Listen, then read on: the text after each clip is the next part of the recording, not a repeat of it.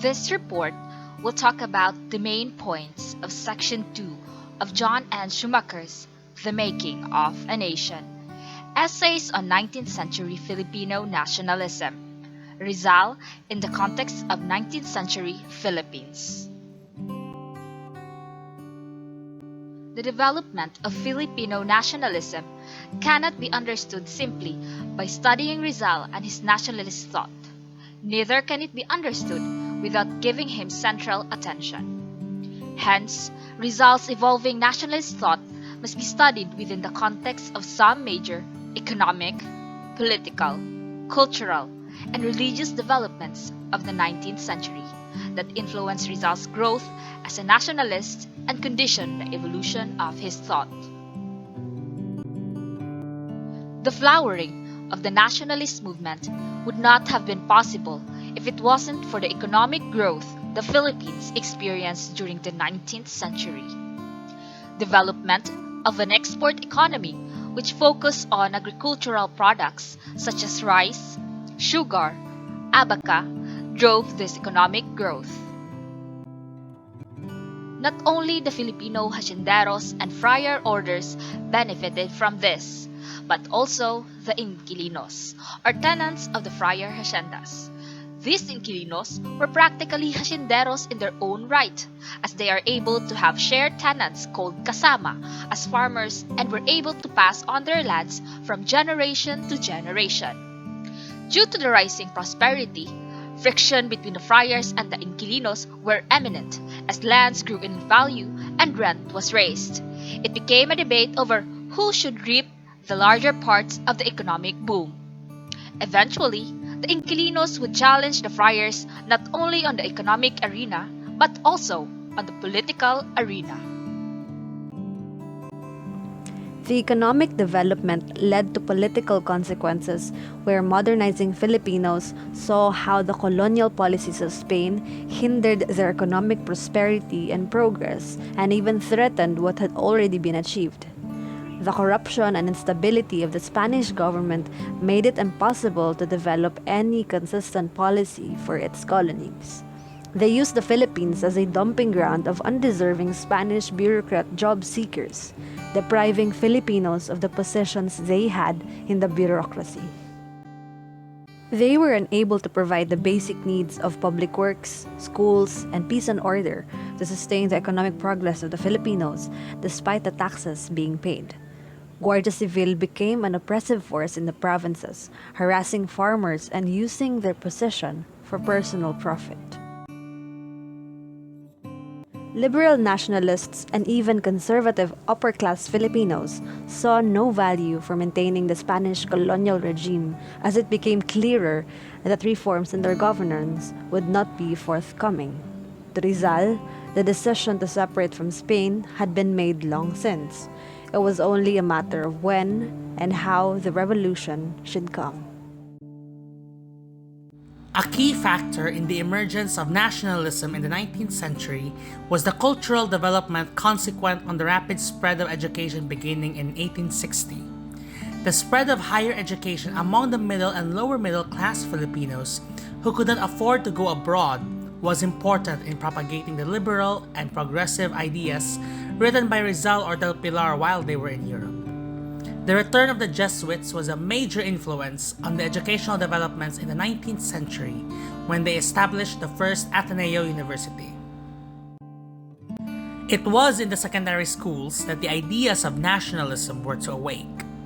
The eyes of these Filipinos had been opened to a much wider perspective than their narrow Philippine experience before they ever set foot in Europe, and they would no longer accept the established order. As early as 1843, a Spanish official by the name of Juan de la Mata had proposed the closing of these institutions as being nurseries of subversive ideas. Many who came to Europe, still in hope of reform and modernization in the Philippines, came to realize that this could never be achieved under Spanish rule, and that the Filipinos must look to themselves. One final cultural factor involved in the rise of nationalism was the interest in the Filipino past. Rizal outlined the process by which he had come to seek a foundation for his nationalism in the historical past and emphasizes its importance to the national task. He also sought out all the evidence of a Filipino civilization before the coming of the Spaniards and tries to show how the intervening 3 centuries meant decline rather than progress. As Spain became less and less willing or able to promote the happiness and prosperity of the Philippines, the government depended on the foundation of Spanish rule, the devotion of Filipinos to their Catholic faith, to maintain control over the Filipinos. The Spanish governors supported the friars by every means, and the Spanish government recognized the significance of the friars, since they make the Indio believe that only in loving the Spaniards can he save his soul in the next life. The friars became the main target of Filipino nationalists and of Rizal in particular. Filipino Ilustrado educated in Europe found the Catholic practice childish and incompatible with modern ideas. In Rizal's letter to Blumentritt, he said, "God must not serve as shield and protection of abuses, nor must religion." The conflict between Filipino secular priests and Spanish friars that the seeds of nationalism, which were to come to full flower among the propagandists, had first been sowed. With Father Burgos, we saw the first articulation of national feeling, of a sense of national identity. Rizal and others followed and realized that the only way of maintaining our national identity and obtaining equal rights was through a separation from Spain, if need be, by a means of a revolution. By oversimplifying complex events in a complex society, we fail to give an account of the reality that was.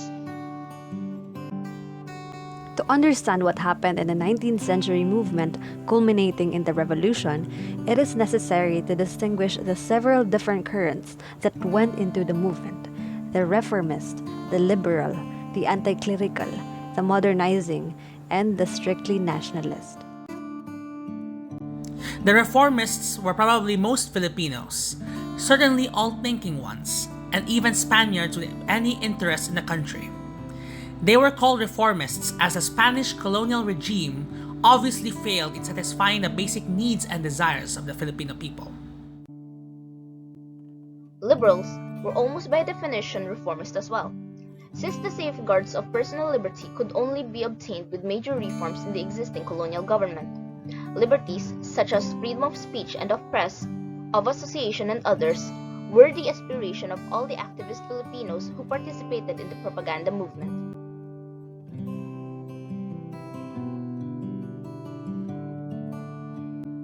To be a liberal very often meant to be anti-clerical or at least anti-friar. Such anti-clericalism was due to the well-justified fear that ecclesiastical power would be used to suppress liberal progress.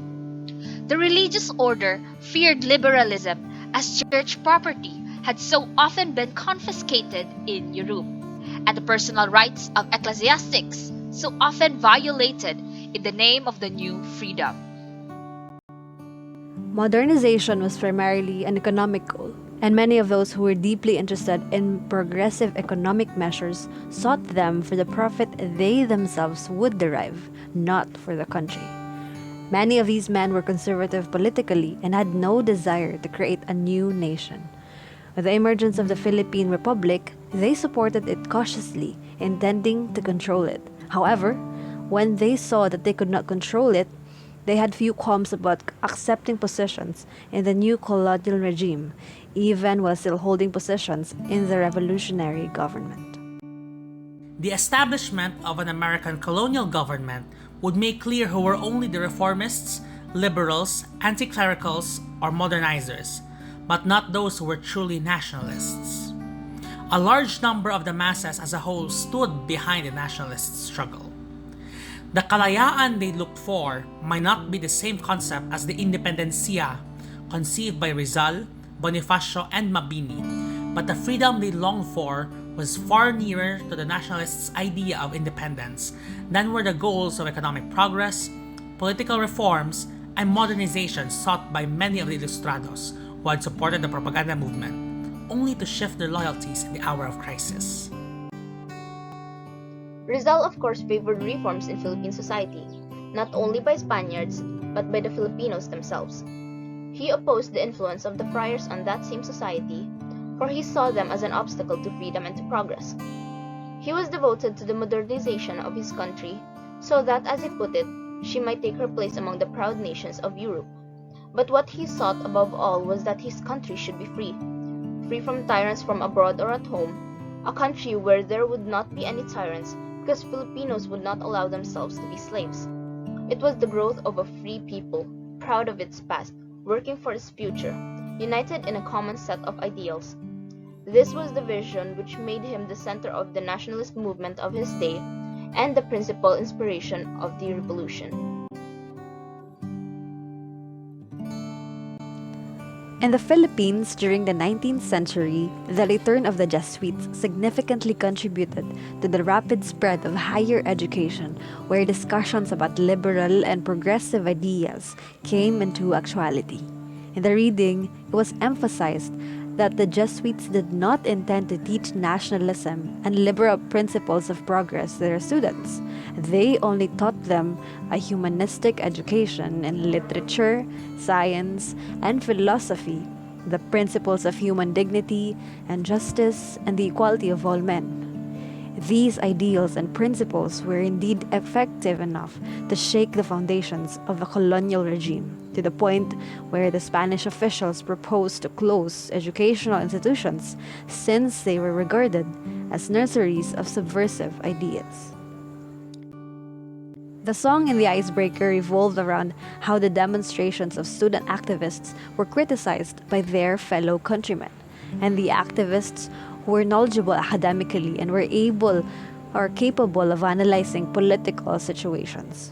Somehow, the experiences of the student activists in the song can be seen as analogous to that of the experiences of the students taught by the Jesuits.